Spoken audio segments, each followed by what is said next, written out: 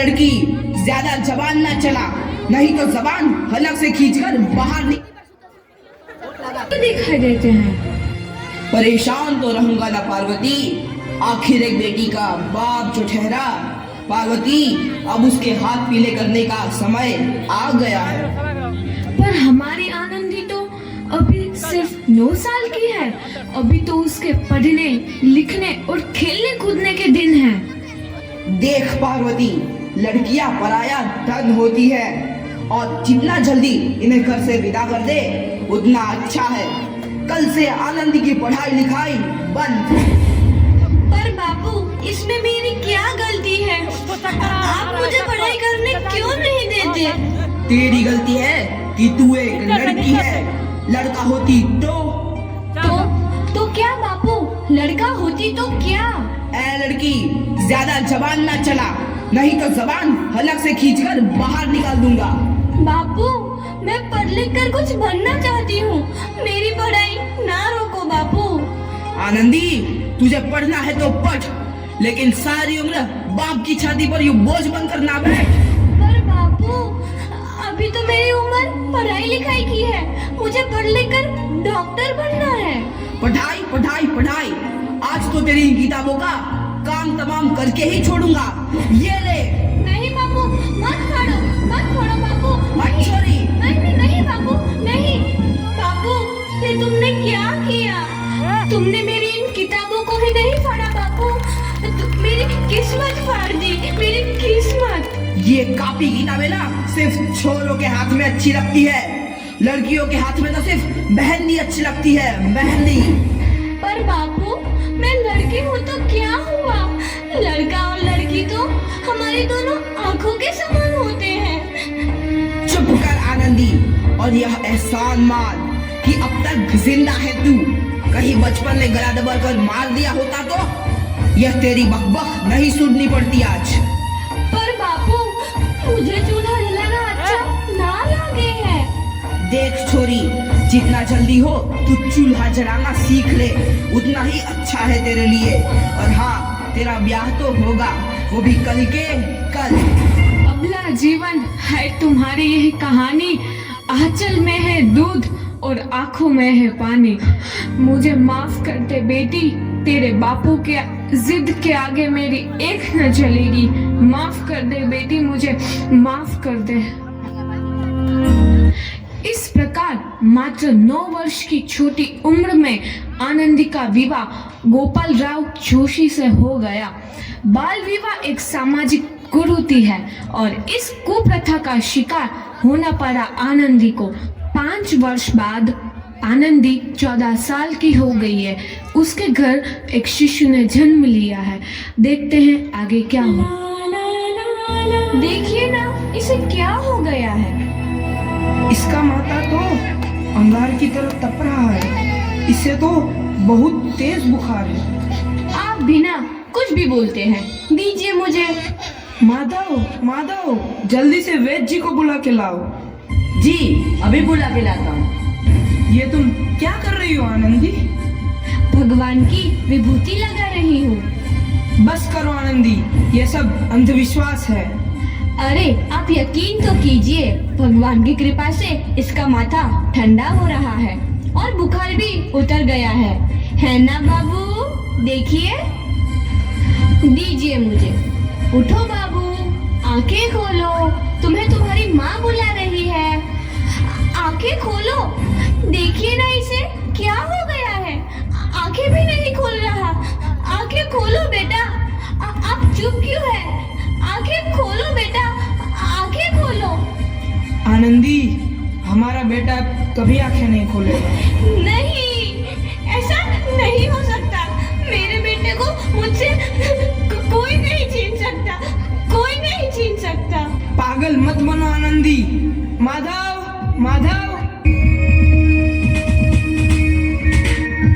आनंदी, बंद करो ये पागलपन। भगवान ने मेरा बच्चा छीन लिया। भगवान ने नहीं, तुम्हारी अशिक्षा और अंधविश्वास ने तुम्हारा बच्चा छीना है। अगर तुम पढ़ी लिखी होती तो आज हमारा शिशु जीवित होता। तुम अनपढ़ थी आनंदी, अनपढ़। नहीं, अब मैं अनपढ़ नहीं रहूंगी। नहीं रहूंगी मैं अनपढ़। मैं पढ़ूंगी ताकि कल किसी और आनंदी को इलाज के अभाव में अपना बच्चा ना खोना पड़े। शाबाश आनंदी, और यही तुम्हारे अपराध के लिए प्रायश्चित भी है।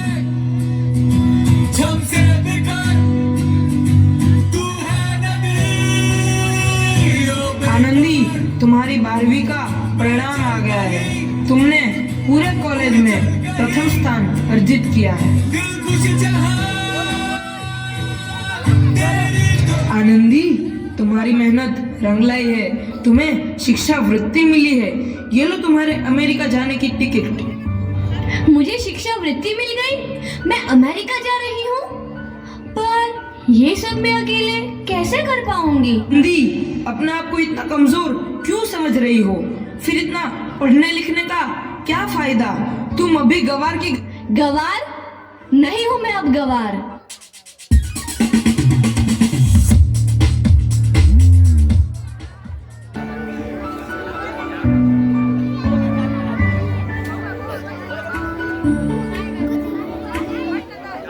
तो इस प्रकार 7 अप्रैल 1883 को आनंदी अमेरिका के पेंसिल्वेनिया के लिए रवाना हुई और 3 साल बाद उन्होंने डॉक्टर ऑफ मेडिसिन की उपाधि प्राप्त कर ली। इधर आनंदी के पिता की तबीयत बहुत खराब है। आगे क्या होता है देखते हैं। लगता है अब मेरे जाने का समय आ चुका है। अब मैं नहीं बचूंगा। ऐसा मत बोलो। शहर के सिटी हॉस्पिटल में अमेरिका से डिग्री लेकर कोई बड़ा डॉक्टर आया है। एक बार वहां चलकर दिखा लेते हैं। हाँ, सही बोला भैया। कम से कम दिल को तसल्ली तो मिल जाएगी। हाँ हाँ, चलो चलो जल्दी हॉस्पिटल चलते हैं।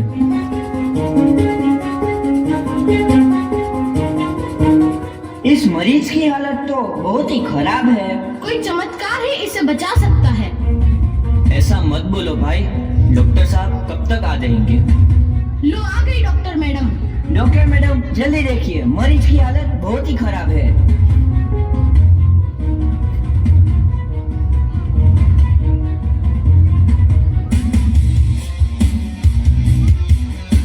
अब आप बिल्कुल ठीक हैं। मौत के मुंह से आपको बचाया है डॉक्टर मैडम ने। डॉक्टर साहब ने मुझे बचा लिया। मुझे मिलना है डॉक्टर साहब से। डॉक्टर साहब नहीं, डॉक्टर मैडम बोलो। डॉक्टर मैडम, उन्होंने ही तुम्हें जीवन दान दिया है। लो आ गई डॉक्टर मैडम, मिल लो उनसे।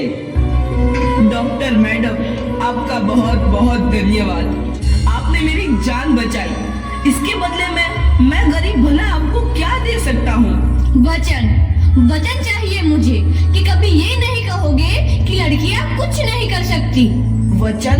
ये कैसा वचन? अरे श्यामलाल, तुमने पहचाना नहीं? तुम्हारी बेटी आनंदी। आनंदी? मेरी बेटी आनंदी? डॉक्टर?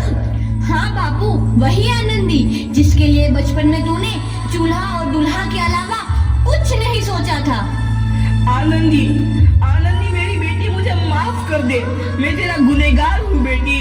नहीं नहीं बापू, वही आनंदी जिसके हाथ पीले करके तुम उसकी सारी जिंदगी काला कर देना चाहते थे। माफ कर दे मुझे मेरी बच्ची, माफ कर दे। मैं तेरा अपराधी हूँ मेरी बच्ची, माफ कर दे। नहीं बापू, मैंने तो तेरा एहसान चुकाया है। याद है ना अपना एहसान जो बचपन में तुमने मुझ पर किया था? ताने सुना सुना कर जीते जी मार डाला था मुझको। अब बोल, और किस किस को मारेगा? आनंदी बेटी, मुझे माफ कर दे मेरी बच्ची। मैं तेरा गुनहगार हूँ। बापू, आपने ही तो बोला था किताबें सिर्फ बेटों के हाथ में अच्छी लगती है, बेटियों के हाथ में तो सिर्फ मेहंदी। बेटों और बेटियों में फर्क करना तो आंखों में फर्क करने समान है। एक का पढ़ना और दूसरे का ना पढ़ना सामाजिक अंधकार है बापू, सामाजिक अंधकार। उपकार मांगता हूँ मैं तुझ जैसी बेटी का, जिसने सारी उम्र मुझसे कुछ ना मांगा तो सिर्फ बराबरी का दर्जा। वरना सच तो यह है कि मैं तेरी माफी के लायक भी ना हूँ। मुझ जैसा बाप तेरी बराबरी कर सके उसके मैं लायक भी ना हूँ मेरी बेटी, मैं लायक भी ना हूँ। अब अपने बापू को क्या माफ नहीं करोगी आनंदी? माफ कर दो आनंदी, माफ कर दो। सुबह का भूला यदि शाम को घर लौट आए तो उसे भूला नहीं कहते। बापू। तो इस प्रकार आनंदीबाई जोशी ने अपनी मेहनत और अटूट इरादे से न केवल भारत की पहली महिला डॉक्टर बनी, बल्कि आगे चल के उन लड़कियों के लिए सुनहरा रास्ता दिखा गई जो जीवन में कुछ करना चाहती थी।